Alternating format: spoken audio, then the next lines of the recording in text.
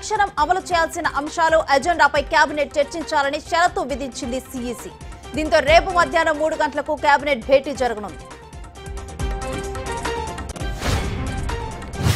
మాజీ మంత్రి కేటీఆర్ పై ఎఫ్ఐఆర్ నమోదుకు రంగం సిద్ధమైంది. ఆయన ఎన్నికల నిబంధనావళి ఉల్లంఘించారని దానిపై చర్యలు తీసుకోవాలంటూ జీహెచ్ఎంసీ కమిషన్ తో పాటు జిల్లా కలెక్టర్ కు ఎన్నికల సంఘం మెమో జారీ చేసింది. దీంతో కేటీఆర్ పై ఎఫ్ఐఆర్ నమోదు చేయనున్నట్లు తెలుస్తోంది.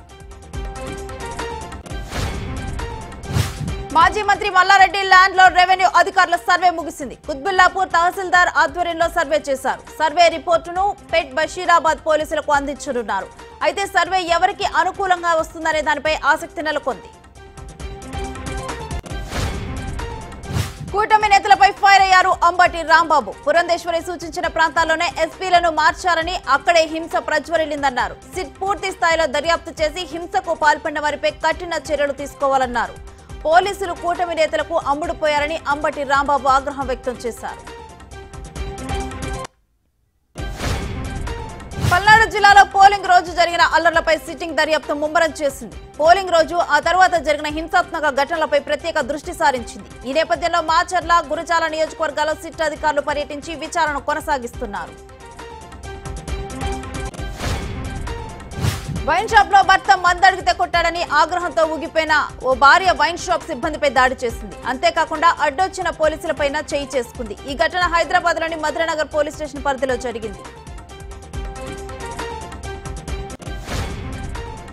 వికారాబాద్ జిల్లా యాలాల్ మండలంలో విషాదం నెలకొంది. ఒక్కసారిగా మారిన వాతావరణంతో పిడుగుపడింది. దీంతో బెన్నూరు గ్రామంలో పిడుగుపడి 3 మృతి చెందారు. వీరంతా అదే గ్రామానికి చెందిన వారుగా గుర్తించారు.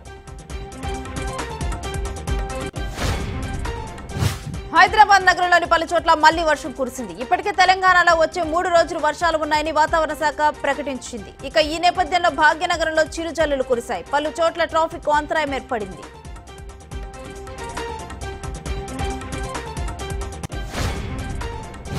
ఓ వర్గం ఓట్లు పొందేందుకు పశ్చిమ బెంగాల్ ముఖ్యమంత్రి మమతా బెనర్జీ హిందూ సంఘాలపై దాడి చేస్తోందని ప్రధాని మోదీ విమర్శించారు. భారత్ సేన శ్రమ సంఘాలపై దీదీ వ్యాఖ్యలను ఖండించారు. టీఎంసీ వీటికి వ్యతిరేకంగా దుష్ప్రచారం చేస్తోందని ఆరోపించారు. ఇస్కాన్ రామకృష్ణ మిషన్ పై టీఎంసీ హద్దులు దాటిందని మండిపడ్డారు.